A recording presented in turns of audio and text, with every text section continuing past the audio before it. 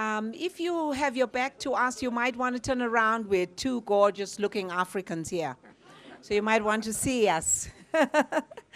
And please come a little closer. I know that the microphone helps a lot in terms of amplifying, but you know, seeing the human beings also adds to the value of the conversation. My name's Patricia McFadden.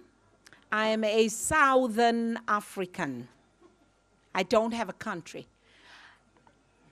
And I live in the region, and part of the region that I live in that I call home includes Malawi, which is the radical meaning roots, where Paul Tiambe Zeleza was born. He is an internationalist. He lives internationally. And it's my pleasure this afternoon to have a conversation with Paul. We've known each other for many, many years. And we know we have many colleagues in common. And I have traveled for several decades with his work, from articles to books, to hearing him speak at the African Studies Association, and also to the development of a friendship with Paul. And so today, we're going to have a conversation. It's a new methodology that we are using in Tamale, where we have conversations as African intellectuals about the work that we do. How we do it, why we do it, what we are anticipating in terms of our future work. So we're going to ask you to privilege us and let us have this conversation.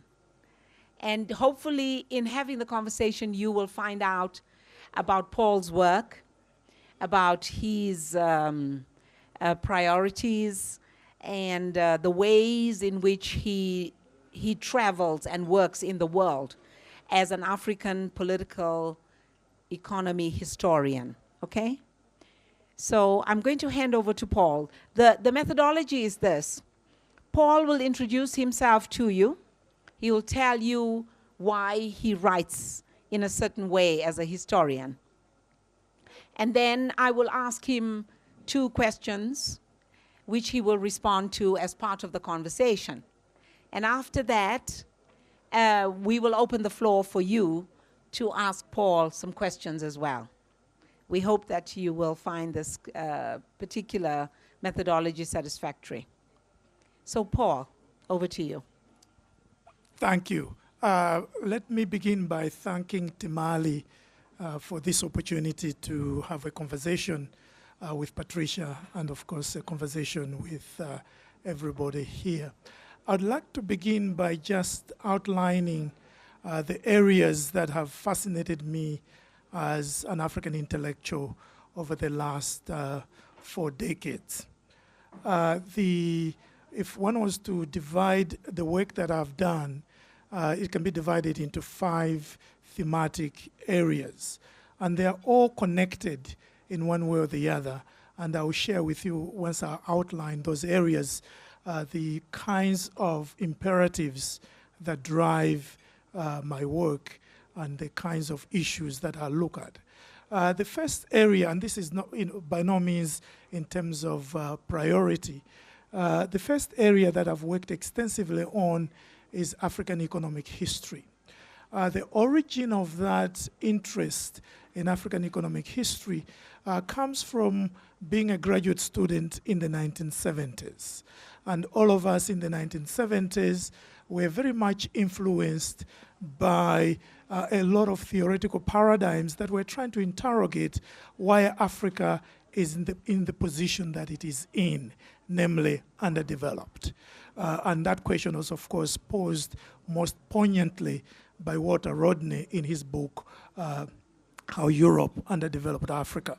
And we wanted to understand that. And in trying to understand that, many of us tried to use all sorts of theoretical paradigms that were then very popular, the dependency school, Marxism, Of course, some people try to understand it through neoliberal economics and so on and so forth. We fundamentally wanted to answer that question: why was Africa poor? Why was Africa integrated in the world economy in the way it was? The impetus for writing a book, my first major book called An Economic History of Africa, Volume 1, the 19th Century, was really an interaction with my students. Whenever I was giving lectures on that course on African economies, I would always attack the existing texts, that they were misrepresenting Africa, they were Eurocentric and all that. And then my student, I remember one student very clearly one day said, "Mwalimu," I was teaching in Kenya at that time, "Mwalimu, you keep attacking these people. Why don't you write your own book?"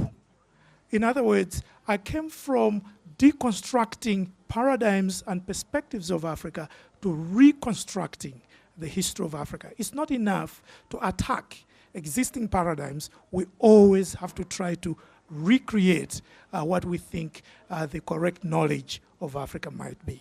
So my first area of interest was economic history. The second area of interest became knowledge production. And this was inspired by moving from Canada to the United States. In 1995, when I moved to the United States, there was the African Studies Association annual meeting. And one famous American historian on Africa, Philip Curtin, had written a very nasty piece about the teaching of African history in the United States. And the piece was saying that as African history was increasingly being taught by black scholars, both Africans as well as African Americans, the quality of the scholarship was declining. He called it the ghettoization of African history. And the metaphor of ghetto is in itself very powerful in terms of dismissing and being contemptuous of our people. And for me, attending that meeting, I'd just been in the US for 3 months, attending that meeting in Florida, the level of anger, the level of bitterness and mutual attack and recrimination was so powerful. I said to myself, what's going on here? And what I started doing then is trying to understand the development of African studies as an intellectual field. And that led to the production of a book in 1997 called Manufacturing African Studies and Crisis. And that began my interest in intellectual history, both in terms of the history of ideas, how have various ideas that are current in the world today developed over time, in what contexts, what leads to their development ideologically, intellectually, institutionally, as well as, of course, the individual dynamics of the scholars. It was prompted by that experience of witnessing this acrimony in the construction of Africa and African knowledges. And from that time on, I developed a very strong interest, not only in the history of ideas, but also the history of knowledge-producing institutions, including universities. And in the early 2000s, I and Adebayo Olokushi, who some of you, of course, know, did a 2-volume series on African universities in the 21st century, which was a collection of papers. And that led on years later to 2 volumes that I did on the study of Africa, in which I was interested in 2 things. One was to understand how the major social science and humanities disciplines, as well as the major interdisciplinary fields, have constructed knowledges of Africa over the last century, over the last 100 years. And secondly, to understand how Africa is constructed intellectually, and of course in terms of images, in different world regions. What is the nature of African studies in Japan, in China, in India, in Australia, in Germany, in Sweden, in Britain, in France, in the United States, in Canada, in the Caribbean? each of these places construct different Africas. And the reason for that is that they have different interactions historically, as well as in contemporary times with Africa. And it was important for me to try to begin understanding that. And this was also attached to my teaching. I was then director of the Center for African Studies at the University of Illinois, and one of the courses I introduced was a course on the study of Africa. And I made sure that my students read very broadly about how African knowledges in different world regions, in different disciplinary formations were constructing Africa. And later on I can talk about what I think are the key distinctions among different parts of the world in the study of Africa. So the second area of my interest became intellectual history, both in terms of the history of ideas and the history of knowledge-producing institutions. And as part of that, I became involved in a huge project called the New Dictionary of the History of Ideas. It's a 6-volume collection looking at the development of ideas worldwide. So I was part of a team that ended up producing that new dictionary of the history of ideas, which was also fascinating for me to have conversations with people working on Asia, working on Europe, Latin America, you name it, and to see how even one idea is explained and thought of differently. For example, the idea of personhood. How do the different traditions in Africa and Europe, in Latin America, explain that? The third area I became very interested in was, of course, human rights. And the human rights area became very powerful for me, partly out of my own political experiences as an exile from Malawi and trying to understand the politics of my own country. And also, a lot of us were involved in political struggles against the Banda dictatorship. But it was really prompted in terms of beginning to think of it as a serious question when I came to visit South Africa, in which I had the opportunity to visit the South African Human Rights Commission, met Bane Pitiana, who was then chairing, Panse Tlakula, who was also working at the Human Rights Commission. And through the connections with them, I organized a conference in Champaign-Urbana, where I was then teaching on human rights, the rule of law, and development in Africa, in which I invited a lot of African legal minds, both practitioners as well as scholars, and of course activists from different parts of the continent. There were 3 South Africans, Barney, Pansy, as well as Vincent Sardana, who had been involved in a lot of struggles.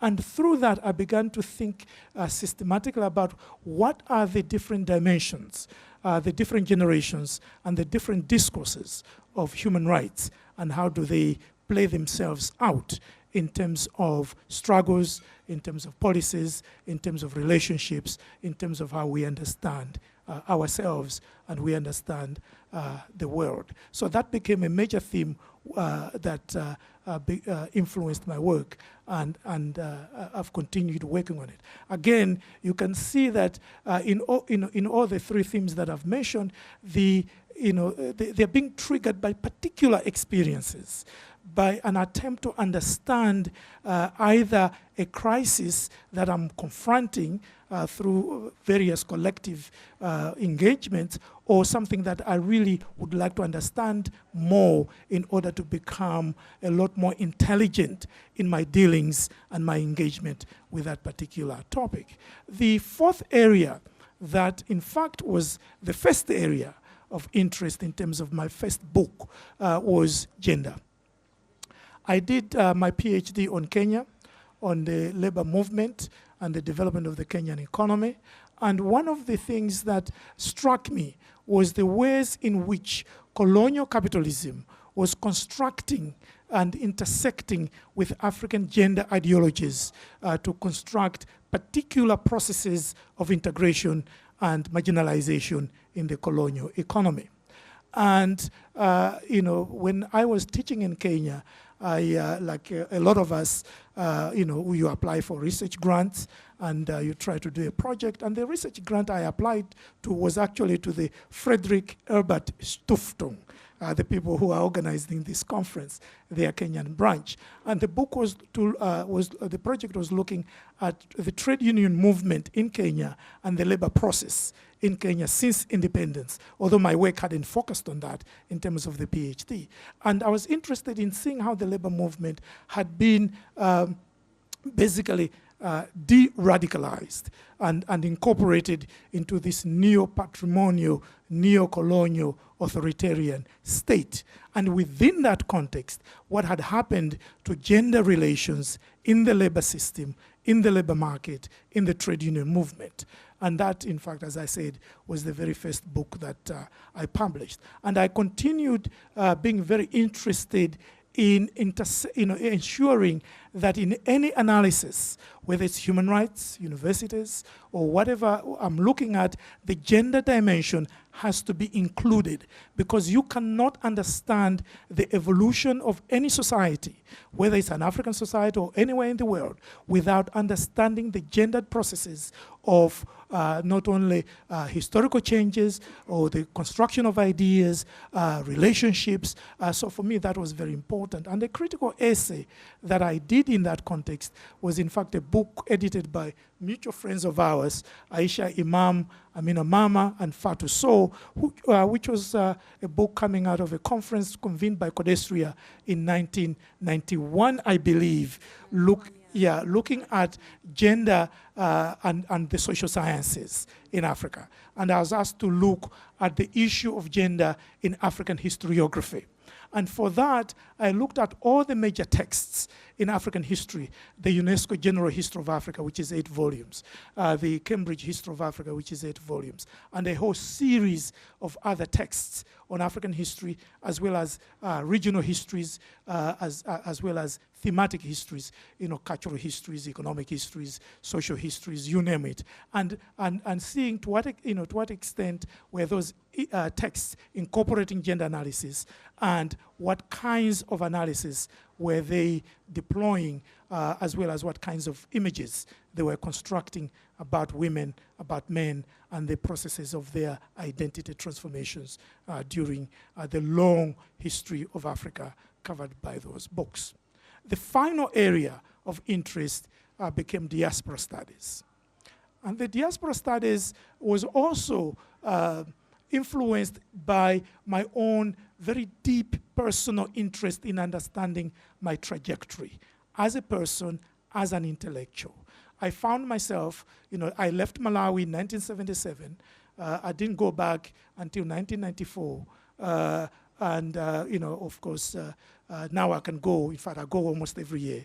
But I began to realize that I'd spent a longer and longer period of my personal life outside the country. And I began to ask myself, what does that mean for me in terms of my own personal identity? But also, what does that mean in terms of my professional development, in terms of my political engagements? And the questions were brought very poignantly by my young daughter, who was then, a small kid, obviously. She's now a grown woman. She's 30 years old. I used to have very interesting conversations with her, about what she thought she was, in terms of her identity. And she was born in Canada. And she initially, of course, she just said, I'm Canadian. And of course, the more she grew up, she realized she was black. Because the other kids made sure she knew she was black. And then she said, I'm a black Canadian. And then when her friends came home, they said, oh, your father speaks with a cool accent, meaning a different accent. So they said, where is he from? Africa. So she says, oh, I'm actually African Canadian. So anyway, we began having all these conversations, and then when I moved to the US, she moved with me to the United States, and then she said, but I'm not African American. Okay, I'm African North American. And I said, no, you're Malawian American. So she would go back and forth. And that then prompted me to say, what is it, how do we understand and how do we define the diaspora? And from that time on, I began systematically doing research. And a very influential friend of mine, who both of us know, called Tade Aina, some of you may know him.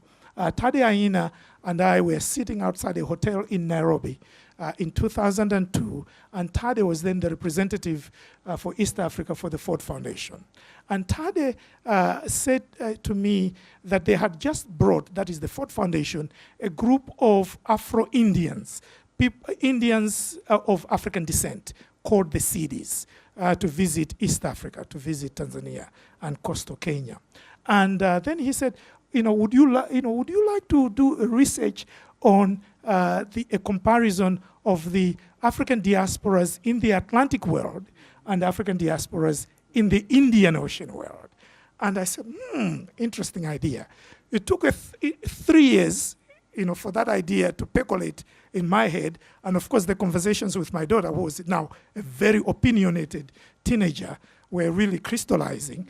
And I said, let me do the project. And I applied for a grant from the Ford Foundation, which then enabled me to visit 16 different countries around the world over a 4-year period. 4 in South America, 4 in the Caribbean and North America, 4 in Asia, and 4 in Europe, to look at the histories of African diasporas around the world, to understand a number of things. One, what were the patterns of dispersal of Africans in different world regions? 2, how did those Africans construct their identities in those societies? And how, thirdly, did they engage Africa? And out of that project, I published a series of articles interrogating the concept of diaspora at a theoretical level. And then secondly, I wrote a book which was published 2 years ago called In Search of African Diasporas, Testimonies and Encounters, in which I kept a diary every day for those 4 years when I was visiting each of these places, a diary of my daily encounters. So every day I would spend 4 to 5, sometimes 6 hours after I come back from the tours and interviews with people, recording my impressions of those conversations. And the verbatim record is contained in the book that I just mentioned. It's about 600 pages because it's, of course, all these countries. So for me, diaspora became a very important topic of my scholarship. But then I also began to ask myself, and this is always a very critical question, one has to ask oneself, why are you producing your scholarship?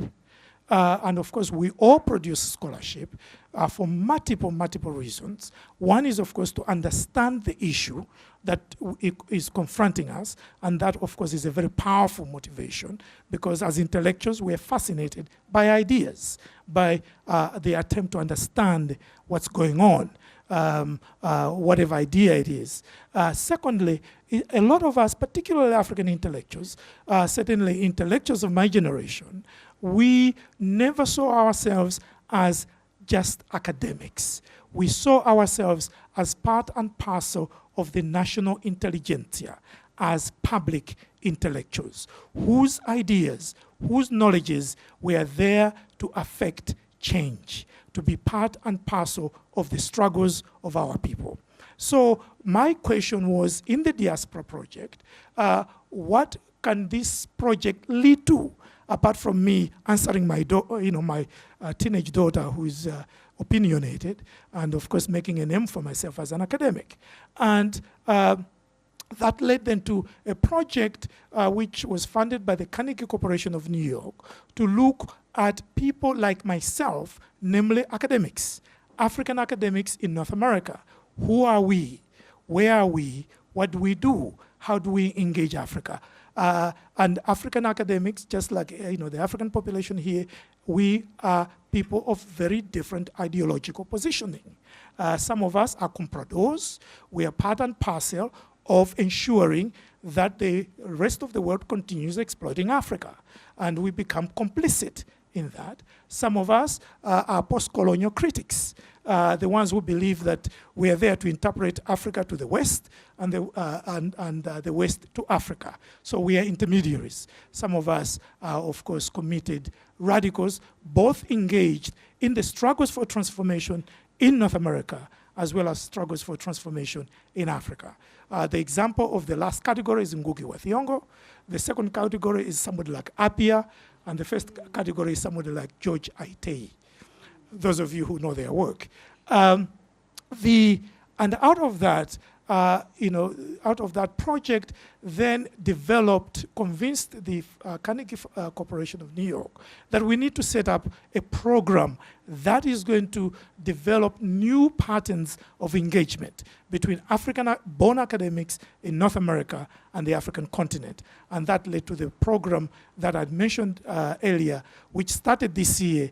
We have given 2 rounds of fellowships to African-born academics in the 2 countries to engage with African institutions in terms of teaching, in terms of curriculum co-development, in terms of collaborative research, and in terms of graduate student supervision and mentoring.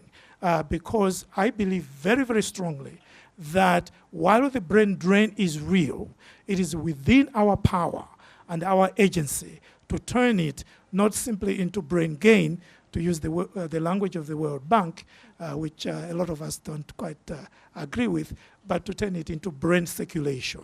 And how do we do that effectively, responsibly, and productively, both in professional, political, as well as, of course, intellectual terms. I'll stop there. Thank you. So you can hear that he's prolific, he's innovative, he is courageous, and he's really very special within the African Academy on the continent and in the larger diaspora. So I'm going to ask Paul 2 questions, and we're just going to limit ourselves to that conversation quickly, and then we'll open the floor. My first question to you is, I've read your work for many, many years. Like you said, you've been writing for 4 decades. As I've read your work, I became aware of a very special way that you write history. And I think in recounting his work, you may have already realized that what he has done is to politicize history, so that the separation of disciplines and the depoliticization of African history comes very consistently through Paul's work as a challenge, as part of the project of explaining Africa in the world in a way that is about Africans. Because we know that historically, everybody else who came onto this continent plundered us, and then told the rest of the world that we were something that we were not. With the exception of Basil Davidson and historians like him, who had the consciousness and also the sensibility to recognize that they came from societies that were plundering societies, that were hypocritical societies. And so to rescue themselves, they tried to represent Africa in ways that were as authentic as possible through an outside voice. So it is this use of political economy in understanding history, in resituating Africa as a historical experience, as a historical phenomenon in the world, as the oldest place that humans have lived in. And it's this ability to do that, to really cross the boundaries of formal, conventional academy, and to create a new history. I'd like you to talk a little bit about that, because I think a society like South Africa in particular really could benefit. I mean, we all can benefit, but let's talk about South Africa's benefit here. From bucking the system, from, crossing the boundaries, the narrow margins that are set around how we should speak about ourselves or speak about the narrative of humans in the academy. And also to ask you, because I know that consistently you've used this political economy of history. Some people call it historiography. what would you say are the key insights for you in using this particular epistemological approach to history? Thank you. That's really wonderful, profound question. Let me answer it in two or three ways. First of all, the kinds of things that I'm trying to achieve, partly informed by the very methodological dynamics of African history. So for me, it's always been clear, and it's become clearer as I've done a historical work and the other type of work that I've done, that in order for us to present responsible histories, narratives, constructions of our societies, we have to be, at the very least, try to do four things. One, we have to present integrated narratives. Part of our problem in terms of the representation of this continent by outsiders is what Chimamanda Adichie, the Nigerian author, calls the danger of a single story. There is a tendency in telling the African story to tell it as a single story. So for me, I've always reacted against that narrative of African simplicity. Africa is extremely complicated. So complexity is an important feature of our humanity, of our history. So for me, integration is an important principle. Secondly, also for me, what is important is interdisciplinary perspective. And this comes partly from the very nature of African historiography. Those of you who are historians will know that people like Hugh Trevor Roper, the British Oxford historian, dismissed African history as the gyrations of barbarous tribes, that there was no history in Africa until the coming of the white man. And part of that was based on a very faulty understanding of historical sources, partly also based on the narrative that African society didn't know writing, which is not true, by the way. The Ethiopians were writing before the British learned the Roman alphabet. So the very narrative that Africa is oral, Europe is literate, is itself historically false. But more importantly, if we are going to talk about African history, and Patricia, you mentioned something very critical. African history is the oldest in the world. Humans originated here. There are no written documents 10,000 years ago. When the hominids were walking around, they did not write. They didn't leave written documents. So if we are to tell the long durée of African history, from the emergence of human beings to their profound technological, cultural inventions that are going to define what humanity is, we cannot depend on a single source. So we have to depend on botany, we have to depend on archaeology, we have to depend on all sorts of forms of evidence, which means almost by definition, African history has to be, in terms of its methodological process, interdisciplinary. You have to understand, just looking at the seeds, analyzing those seeds, it tells you rainfall patterns 40,000 years ago.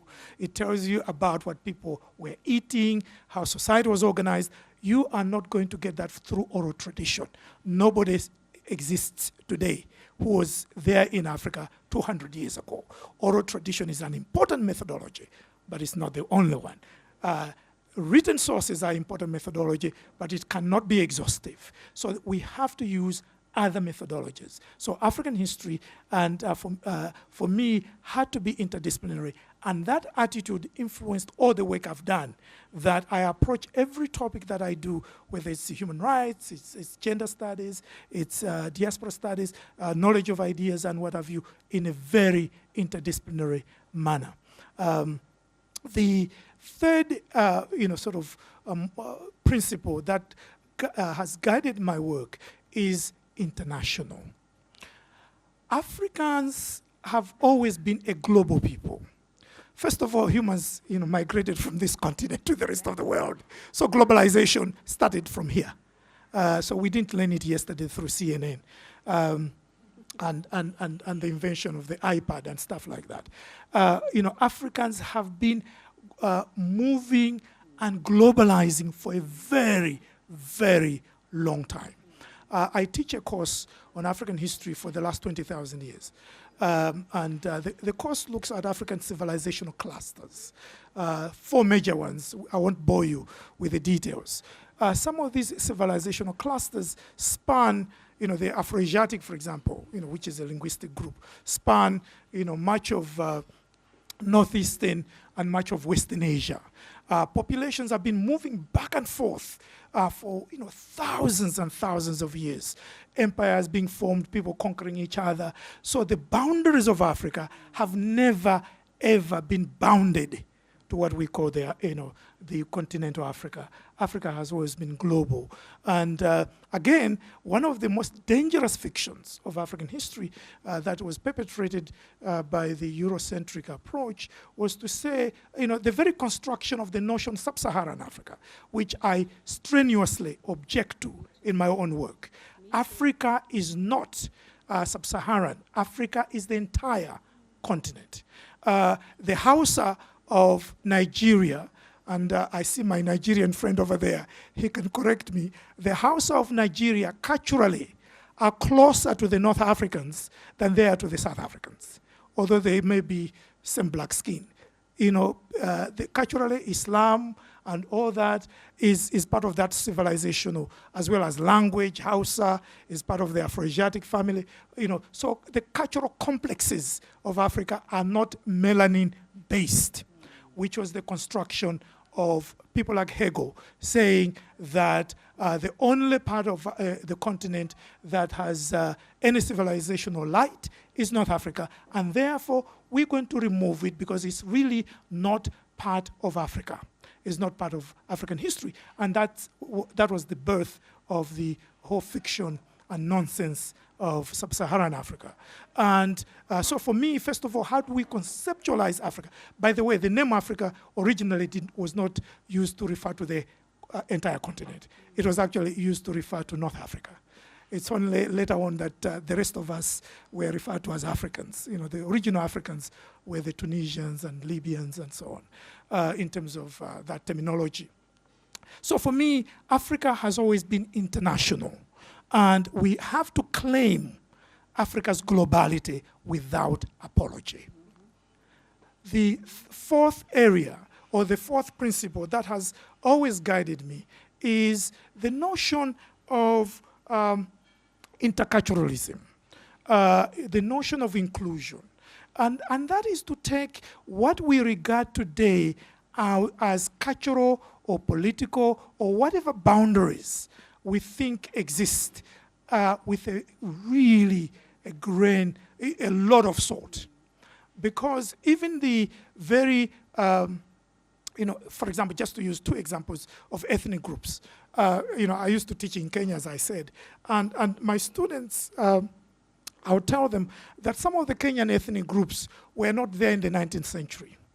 They were created as convenient administrative blocks, but in the course of the 20th century, they became solidified as ethnic entities. Those of you who know South African history, you know that the Zulu was a very small clan at the beginning of the 19th century until the expansion and construction of the Zulu state, which absorbed a lot of different groups and created, the identity that, flourishes into the 20th century, not only in South Africa, but in the Southern African region as the Zulu. 200 years ago, that notion would have looked absurd. So we have a tendency to take contemporary configurations of cultural, political entities as if they have always been there. No, they have not. And a historical sense of realizing that they have not always been there, that these are very porous boundaries that have gone back and forth in their construction, enables us, I think, politically, not to take the dangerous pathologies of ethnicity seriously. and to contest the ways in which these identities have been primordialized, as if they were always there. They were not always there. Many of them are very recent constructions. It doesn't mean they're not real, but it doesn't mean they are atavistic. They are permanent. There is nothing we can do about them. They were constructed at one time. We can deconstruct them now and construct new, empowering identities. So for me, those have been the principles that have guided my work: the issue of integration, the issue of internationalization, the issue of interdisciplinarity, and the issue of interculturalism. Thank you, Paul. I'm just so I couldn't wait to interpolate because what you've said is so central to becoming contemporary Africans. You know, and it is an issue that I really am very, very concerned about, that we're not having the discussion as deeply and as extensively as possible. And Paul's work really is a major stepping stone to thinking about ourselves as Africans in the new ways that we need to adopt. Understanding our history, who we are, where we come from, not as these solid units in time and space, you know, but really thinking about ourselves critically in relation to who we are in the world, where we've been. For example, Africans were living in Halifax, Nova Scotia, long before the slaving. We had trading relationships with First Nation people in the north of Canada. And the evidence is there. But most Africans don't know this. The only narrative that most of us know, and in fact many people on the continent don't know enough about it, is that Africans were enslaved, that we were dragged across the Atlantic Ocean. By the way, both oceans that hug our continent are named for everything else but Africa. I mean, how can you name an ocean the Indian Ocean? Where's India? India is a small little country in South Asia. Why is an ocean that hugs a whole continental shelf of our continent called the Indian Ocean? I mean, have we thought about this? And the implications of this? You know, it's very disturbing. The colonization was not only on the landmass of the continent, the names, the rivers, the lakes, etc., but even in the bounding and shrinking of Africa's territory, which Paul has just spoken about, that, you know, the definition of Africa is minimalist. And so minimalist that we even now reduced to sub-Saharan Africa. I mean, look at this. That's 2/3 of the continent is gone. So this process of erasure and bounding and shrinking, you know,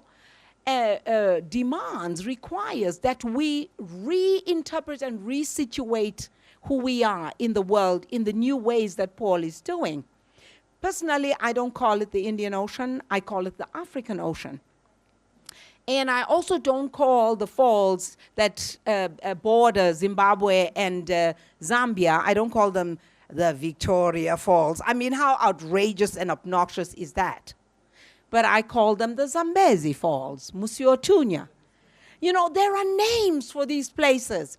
But what it does is that when we reclaim the names, when we retrieve the names, we expand Africa, you see. We expand the notion of Africa. We retrieve it and expand it and do what Paul has been doing in his work.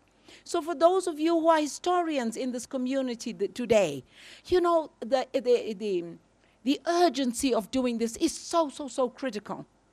Because, yeah, it is our time. It's not just about Africa rising because the colonials have the new technology, you know, to strip us of whatever remains using the satellites, you know. But we have to rise. If we're going to use that rhetoric, we have to rise in the new ways that require that we retell and resituate our narrative.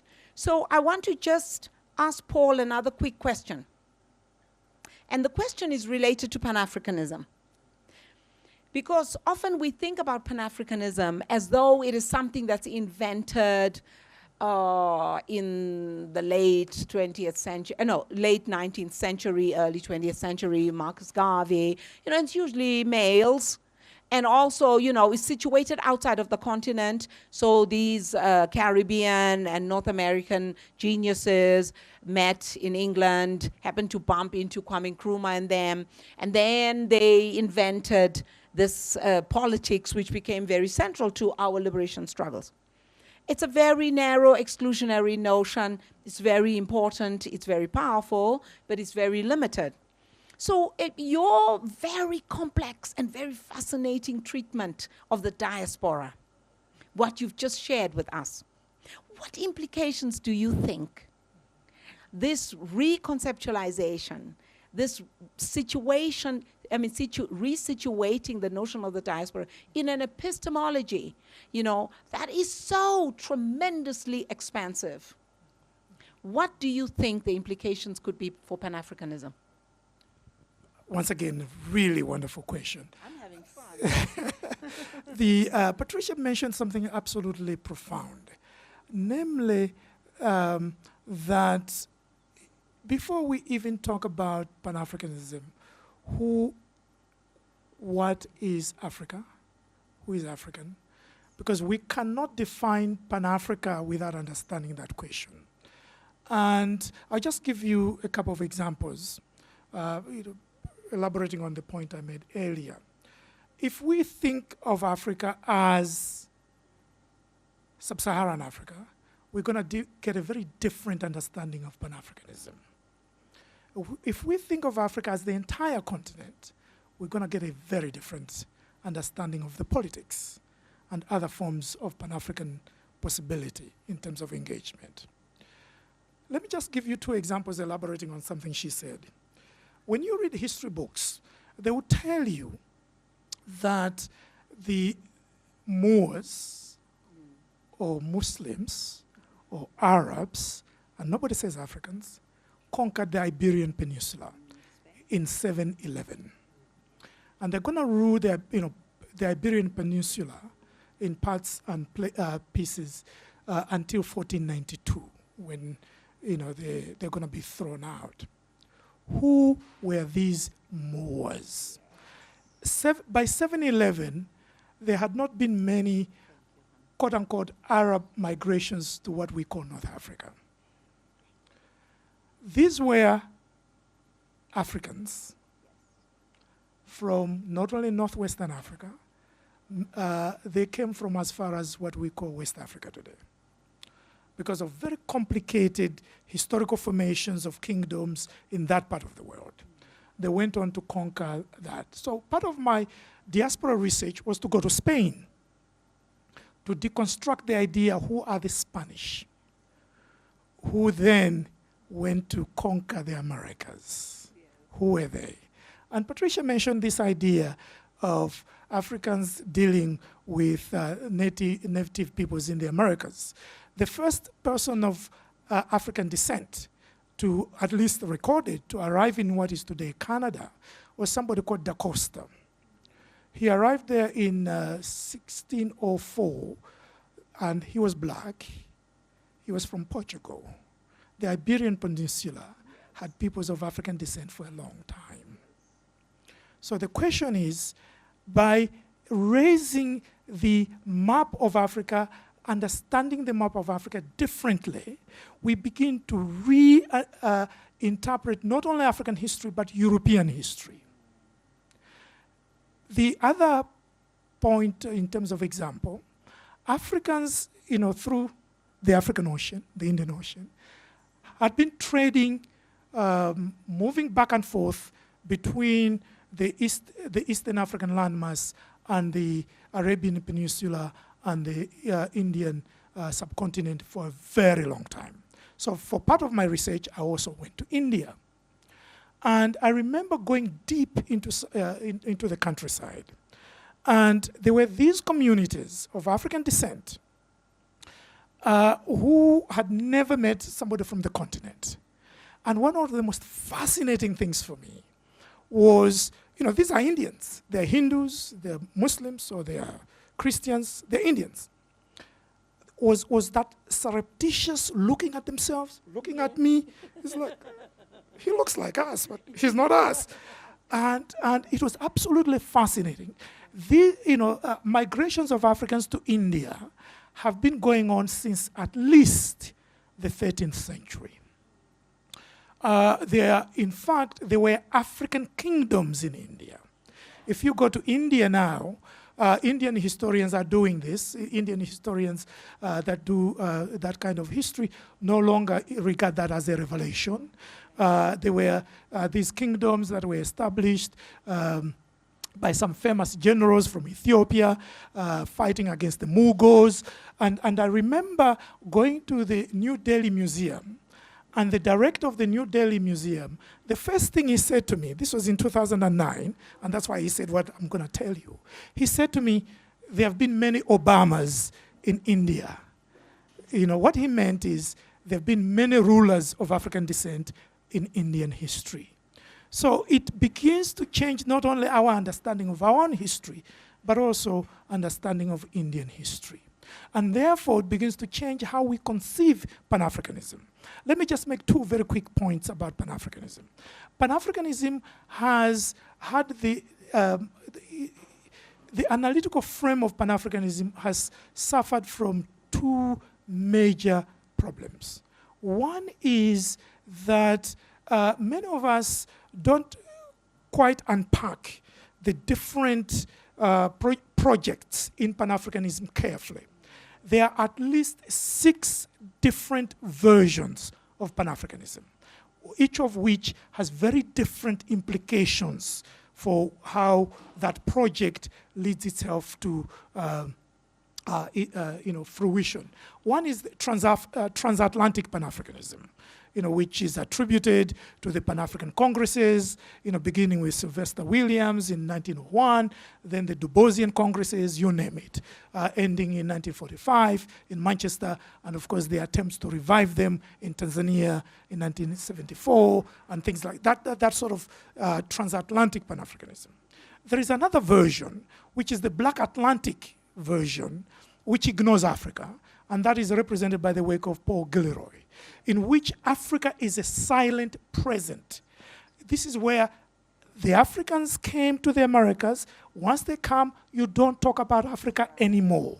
So Africa is not the focus of Gilroy, except to say, yeah, they came from there. And it becomes, in fact, Gilroy has more problems than that. It becomes also a narrative of Anglo-centric conceit, because he really looks at the African-American diaspora, and not just the African-American diaspora, which is smaller than the Afro-Brazilian diaspora, but also the ones who went to England and got their light, civilizational light in England. So, and it's a very Merocentric narrative, to get to your point about the gendered nature of these narratives of that, transatlantic, sort of the Black Atlantic version. Then there is the sub-Saharan notion of Pan-Africanism. Black people unite type of Pan-Africanism. The authenticities type of stuff. And some of the representatives of that were some of the West African dictators. Mobutu, authenticity. He became Nguza, whatever, that long name, the chickens or the cock, whatever. So that notion of black unity and that kind of stuff. And again, it separates itself, reduces itself to the sub-Saharan contraption of Eurocentric construction. But they think they're being progressive, when in fact they're being very backward. And then there is the continental version of Pan-Africanism, which actually triumphed politically, because that's the one that led to the formation of the Organization of African Unity, the predecessor of the AU, and that one was contesting both the transatlantic. It ignored the transatlantic. It definitely also ignored the Black Atlantic, which obviously had no impact for Africa, and it was also contesting the sub-Saharan. So that's the fourth one. The fifth one, in my view, is what we have to regard as global Pan-Africanism. And for me, global Pan-Africanism has to be looking at Africa's engagements, the interactions of African peoples globally. And that's why my research project was very carefully choosing countries in South America. As I said, the largest African diaspora is in Brazil. President Lula used to claim that Brazil is, in fact, Africa's second largest country after Nigeria in terms of population. Of course, he did that to ingratiate himself with African politicians, but there was a truth to that. Just a little aside, when the former President Bush was not well known for his being educated, asked Condoleezza Rice, who was his Secretary of State, when they were visiting Brazil, asked her, "Are there black people in this country?" And Condoleezza Rice said, "Yes, Mr. President, more than in America." And that itself is problematic because America is not just the United States. The whole South and North, they're America. But the US has appropriated that. So if we're going to have a Pan-Africanism that is truly claiming Africa's place in the world, it has to be global because our people are global.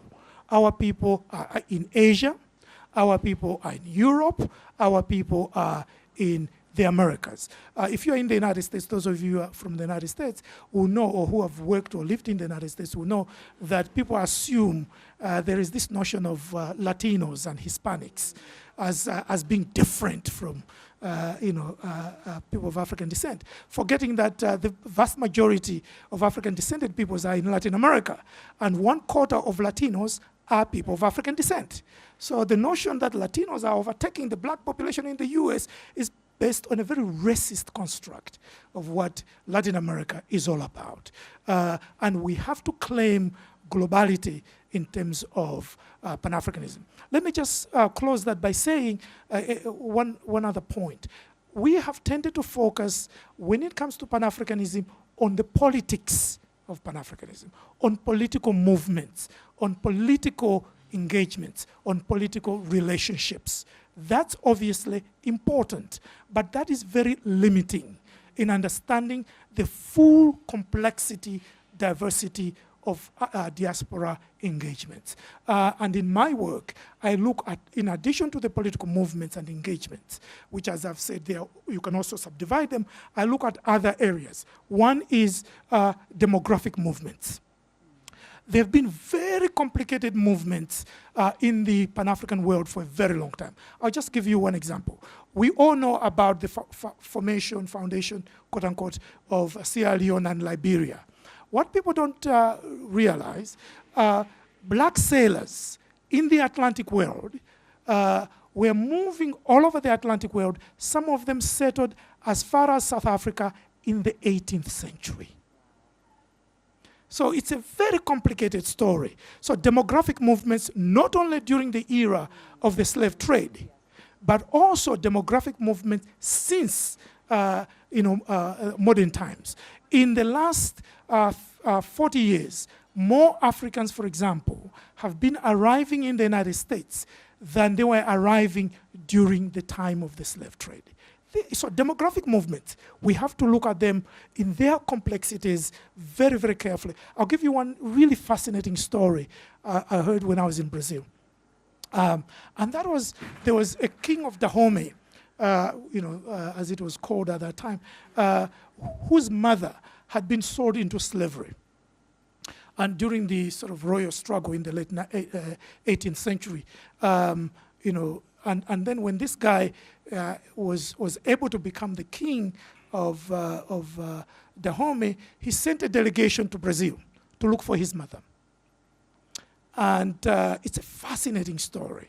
And he found the mother, and the mother was taken back to Benin. In Brazil, there was a famous Islamic rebellion in 1834, the Mali Rebellion.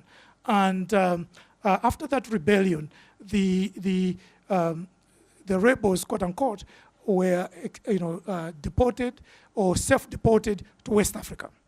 And many of them reconstructed the histories of coastal West Africa, the Saros and what have you in Nigeria and so on. Tade Aina, for example, will tell you his great-great-grandmother is from that Brazilian origin. So there are movements back and forth, even in the most harrowing days of slavery. And certainly There have been a lot of movements since then. What are the implications of that? And in my work, I divide very broadly between the historic diasporas and the new diasporas. And the relationships between these two are very complicated, and we have to make sure that when we are talking about the diaspora, we are sensitive to these very complicated demographic movements.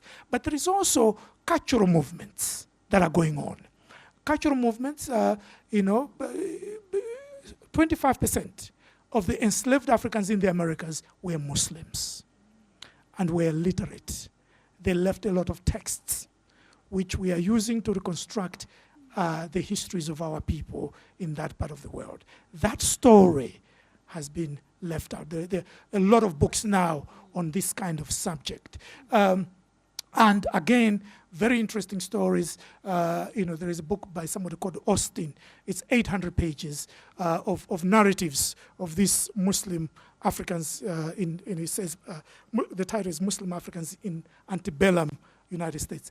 And there is this particular story in Natchez, Mississippi, of this enslaved African who is carrying the goods of his master to the market. And then a white man sees him, and the white man stops in his tracks and says, "Aren't you so-and-so?" And the man says, "Yes," because that white man had been in West Africa and had been sick, and this guy's family had looked after him. And this guy then begins a campaign for the freedom of this person, which went to the president of the United States. It's a fascinating story. And some of these people who were writing in Arabic were then contacting Morocco and other Arabic-speaking countries, seeking the intervention of those governments for their own freedom. So there are all these cultural, in terms of religion.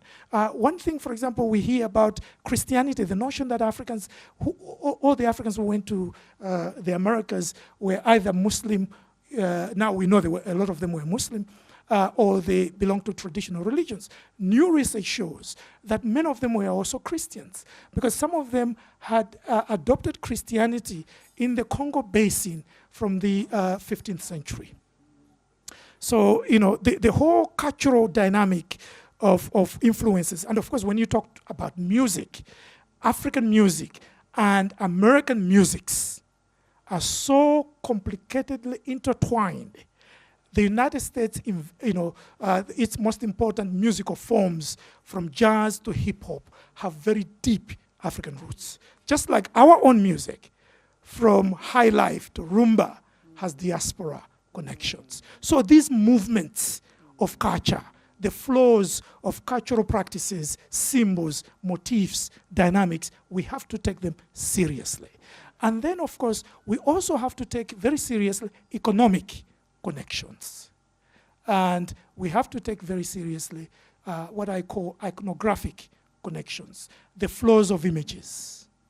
To give you a very simple anecdote, again, when I was in India, what was fascinating was how the Indians of African descent began to take enormous pride in their identity, which had been, of course, extremely negative. And they began to take, pride in that, of course, through the visits of African Americans to India. Including, I remember very distinctly, these young men, Afro-Indians that were part of my research team, telling us that for them, one of the most transformative experiences was seeing the Serena Williams sisters, who were treated like heroes. And then they said, yeah, they're our people.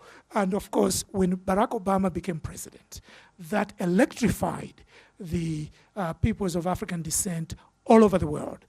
In Iraq, for example, which has about 2 million people of African descent, the Afro-Iraqis began really taking a lot of pride in their blackness and so on and so forth. So the flows of images through modern communications and so on and so forth, through in my work I look at the digital diasporization. What are all these things like Facebook, Instagram? Some of these I learned from my young nephews and nieces. What are all these things doing to diaspora connections, identities? It's not just political connections. It's all these things that we have to look at. So in short, for me, Pan-Africanism if it means intense, intimate, meaningful engagement, is not simply political. And we have to tap into these other forms of engagement in order to empower our people. Because fundamentally, Pan-Africanism is not about us living in one country.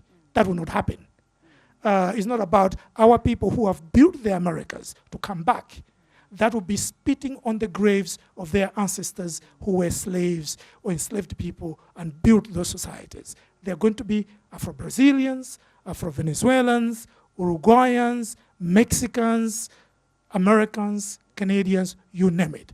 But it's important that we engage each other in mutually reinforcing forms of empowerment and self-knowledge. Because if we don't know each other, we're going to end up contributing to the stereotypes of our own people and therefore to the disempowerment of ourselves through division and through divide and rule. Wow. I mean, hey, who says it better, okay?